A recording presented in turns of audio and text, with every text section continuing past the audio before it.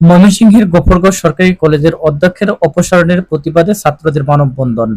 গফরগাঁও সরকারি কলেজের অধ্যক্ষ প্রফেসর ডক্টর ইমরান হোসেনের বিরুদ্ধে ভুয়া ভাউচার তৈরি করে শিক্ষকদের কাছ থেকে জোরপূর্বক স্বাক্ষর করিয়ে অর্থ আত্মসাৎ, ছাত্রদের টাকায় আইফোন 14 প্রো ম্যাক্স, বিএনসিসি ক্যাডেটদের অর্থ ও মিলাদের টাকা আত্মসাতের অভিযোগ এনে 8ই সেপ্টেম্বর রবিবার দুপুরে ডক্টর ইমরান হোসেনের বদলি ও অপসারণের দাবিতে গফরগাঁও সরকারি কলেজ মাঠে ঘণ্টাব্যাপী মানববন্ধন করেন সাধারণ শিক্ষার্থীরা। এ সময় ছাত্ররা অধ্যক্ষের অপসারণ ও বদলি দ্রুত কার্যকর না করলে তারা কঠোর আন্দোলনের হুঁশিয়ারি দেন। উনি আইফোন 14 প্রো ম্যাক্স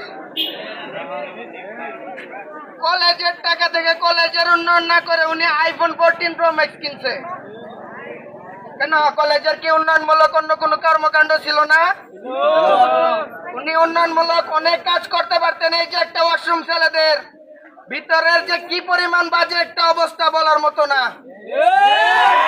উনি কি এটা সংস্কার করতে পারতো না? করে নাই। আমি জাস্ট একটা ইস্যু দেখাইলাম। এরপর পরীক্ষার্থীদের থেকে বিভিন্ন প্রকারের অতিরিক্ত ফি আদায় করা হয় পরীক্ষার জন্য। পরীক্ষার কথা বইলা জাতীয় বিশ্ববিদ্যালয় এবং বোর্ডের নিয়ম বাদ দিয়া উনি এক্সট্রা পরীক্ষা যোগ করে পরীক্ষার্থীদেরকে চাপ দিয়ে অতিরিক্ত ফি আদায় করে।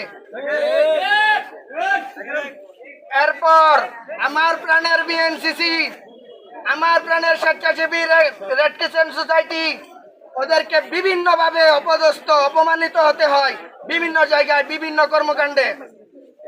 আমি এইসবের তীব্র প্রতিবাদ জানাচ্ছি এবং অবিলম্বে এই দুর্নীতিবাজ অধ্যক্ষের বদলি অথবা অপসারণ দাবি করছি। ধন্যবাদ।